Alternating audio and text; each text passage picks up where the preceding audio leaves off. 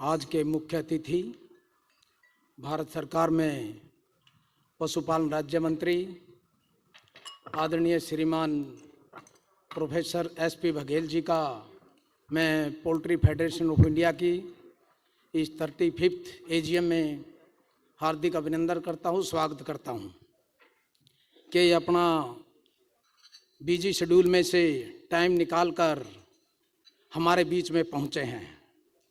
हमारे मंत्री जी बहुत ही सरल स्वभाव के व्यक्तित्व हैं। हमने जब भी मंत्री जी से मिलने का टाइम मांगा है तो मंत्री जी ने न केवल हमें मिलने के लिए समय दिया है बल्कि हमारी बातों को बहुत ही तन्मयता से सुना भी है। जैसे ही हमने मंत्री जी को इस एजीएम के निमंत्रण देने के लिए हम वहाँ पहुँचे तो मंत्री जी ने हमारा को कोई निराश न करते हुए और बिल्कुल अपने टाइम का इतना टाइट शेड्यूल होते हुए भी हमें तुरंत हाँ की कि मैं इस एजीएम में ज़रूर आऊँगा।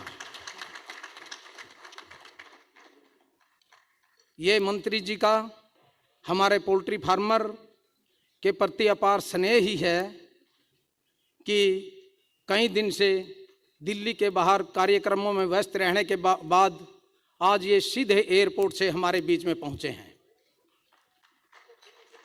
और देखिए कितना मेहनती और कर्मठ व्यक्तित्व है इनका कि इसके तुरंत बाद 8 बजे ट्रेन से ये अगले कार्यक्रम में जाने वाले हैं। इसके लिए मैं मंत्री जी का पुनः हमारे पूरे पोल्ट्री फार्मर की तरफ से, पोल्ट्री सेक्टर की तरफ से दोबारा फिर से हार्दिक धन्यवाद करता हूं, स्वागत करता हूं। Sir, poultry federation of India एक ऐसा ऑर्गेनाइजेशन है जो 1988 से पोल्ट्री फार्मर के और पोल्ट्री सेक्टर के हित में कार्य कर रहा है तथा जो भी समस्याएं पोल्ट्री सेक्टर के सामने आती हैं उन समस्याओं को आप तक पहुंचाना, पशुपालन मंत्रालय तक पहुंचाना, ये कार्य हम बखूबी करते आ रहे हैं। सर, जब से हमारा पशुपालन मंत्रालय कृषि मंत्रालय से अलग हुआ है और हम जितने भी काम आज तक मंत्रालय में लेकर गए हैं हमारे सभी काम 100% पूर्ण हुए हैं। परंतु सर, पिछले कुछ समय से हमारे सामने एक विकट समस्या पैदा हो गई है और वो समस्या है मक्का की शॉर्टेज की, उसके रेट की। जब से भारत सरकार ने एथेनॉल पॉलिसी के तहत मक्का को सब्सिडाइज रेट पर एथेनॉल प्लांटों को देना शुरू कर दिया है, उसमें एथेनॉल प्लांटों की वायबिलिटी मक्का के ऊपर हो गई है। परंतु पोल्ट्री के लिए एक भयंकर स्थिति उत्पन्न हो गई है क्योंकि हमारे देश में जो मक्का का कुल उत्पादन होता है उसका 75% मक्का हम या तो पोल्ट्री फीड और कैटल फीड में ही यूज करते थे। अभी पिछले 1 साल में तकरीबन 6 मिलियन मीट्रिक टन मक्का एथेनॉल बनाने में प्रयोग कर ली गई है। अभी तो एथेनॉल प्लांट पूरी तरह से शुरू भी नहीं हुए हैं, अभी तो मेरे ख्याल में 33% एथेनॉल प्लांट ही शुरू हुए हैं। और दूसरी तरफ पोल्ट्री सेक्टर भी हर साल 8 से 10% की ग्रोथ से आगे बढ़ रहा है। तो दोनों तरफ हमें मक्का की ज़रूरत आगे होने वाली है और इसका असर यह होगा कि हमारे पोल्ट्री सेक्टर के सामने आगे एक बहुत बड़ी समस्या उत्पन्न होने वाली है। इसलिए सर हमें इस पर 2 तरह से काम करना पड़ेगा। एक तो हमें लॉन्ग टर्म पॉलिसी बनानी पड़ेगी और दूसरी तरफ हाल फिलहाल पोल्ट्री फार्मर को इस समस्या से किस प्रकार से छुटकारा मिले उस पर विचार करना पड़ेगा। हमने काफ़ी सोच विचार के बाद इस पे 2 तरीके हमारे सामने आए हैं जो अभी हाल फिलहाल हम इस पे हमारे को राहत मिल सकती है।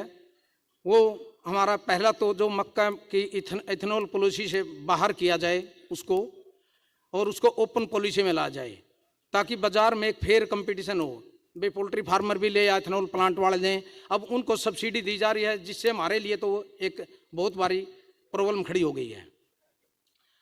और दूसरा हमें ड्यूटी फ्री मेज इंपोर्ट करने की परमिशन दी जाए, और परमिशन भी तब हो जब लीन टाइम में हमारा जो एग्रीकल्चर फार्मर है मक्का को बेच दे, उसके पास वो मक्का ना रहे, तब ये ज़्यादा प्रॉब्लम खड़ी होती है।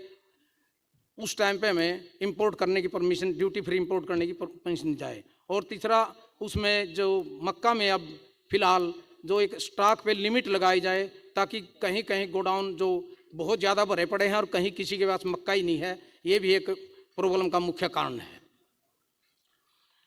लॉन्ग टर्म पॉलिसी में सर हमें मक्का में प्रति एकड़ यील्ड बढ़ाने की ज़रूरत है, चाहे उसमें हम जीएम सोया सीड को अलाउ करें, चाहे फिर यहाँ पे भी जो सीड हैं वह हम आईसीआर के माध्यम से अपने सीड को और ज़्यादा इम्प्रूवमेंट करें। ऐसा नहीं है कि मक्का पे काम नहीं हो रहा है, मक्का आज हम प्रति एकड़ यील्ड 30 से 40 क्विंटल ले रहे हैं, लेकिन इस पर अभी भी और भी बहुत ज़्यादा काम करने की ज़रूरत है, तभी हम इस समस्या से पार पा पाएंगे। दूसरे देशों में अभी भी पर एकड़ यील्ड 60-70 क्विंटल के करीब है, जो कहते हैं कि जो जीएम सीड से है, तो हम काफ़ी पीछे हैं। इस समस्या का समाधान हम इसी चीज़ से कर सकते हैं कि पर एकड़ यील्ड हो। और दूसरा, जहाँ पे हमारे फार्मर भाई चावल की खेती करते हैं, जैसे मैं उदाहरण दूँ हरियाणा पंजाब का ही, वहाँ पे पानी की शॉर्टेज पहले ही बहुत ज़्यादा हो गई है। हमारा जो अंडरग्राउंड वाटर लेवल है वो बहुत नीचे चला गया है, हम डार्क जोन में है, लेकिन हमारा फार्मर अब भी वहाँ पे चावल की खेती कर रहा है।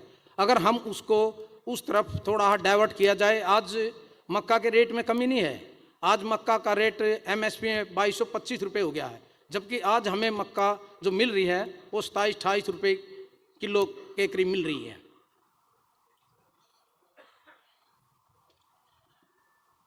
आज जो मक्का के एमएसपी में और बाज़ार के रेट में भी बहुत ज़्यादा अंतर पैदा हो गया है, जिसकी वजह से फार्मर की कॉस्ट ऑफ प्रोडक्शन बहुत ज़्यादा बढ़ गई है और फार्मर अपनी कॉस्ट ऑफ प्रोडक्शन से नीचे अपने माल को बेच रहा है।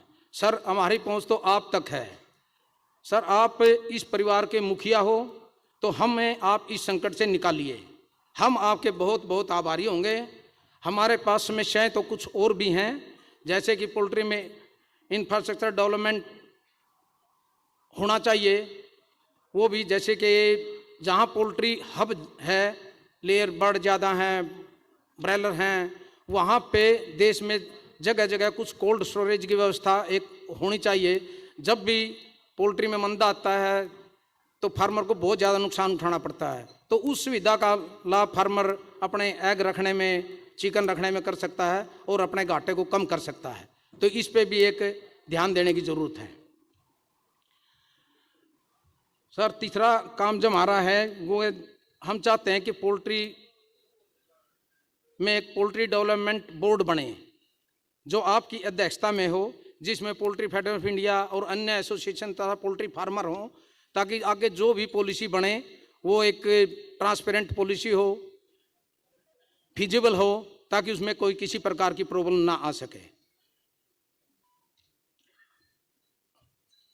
परंतु सर, हमारी आज जो सबसे बड़ी समस्या है वो मक्का ही है। सबसे पहले हम इससे बाहर निकालिए, और जब आप इसके लिए हमें जब चाहोगे दिन रात हम उसके लिए तैयार हैं, जहाँ कहोगे वहाँ आने के लिए तैयार हैं। हमारे लिए जो हमारे को आदेश हो उसके लिए हम बिल्कुल 24 घंटे तैयार हैं, लेकिन हमें इस प्रॉब्लम से निकालने का आज कुछ न कुछ आश्वासन ज़रूर आप दीजिएगा। अब मैं ज़्यादा समय ना लेते हुए अपनी बात को ख़त्म करता हूँ, और एक बार फिर से पोल्ट्री फार्मर्स और पूरे पोल्ट्री सेक्टर की तरफ से आपका बहुत बहुत धन्यवाद करता हूँ कि आपने इतने बिजी शेड्यूल में हमारे को ये मौका दिया। ये मेरे को लगता है कि आप जैसा व्यक्तित्व ही ये काम कर सकता है, अन्यथा ये पॉसिबल नहीं है। धन्यवाद।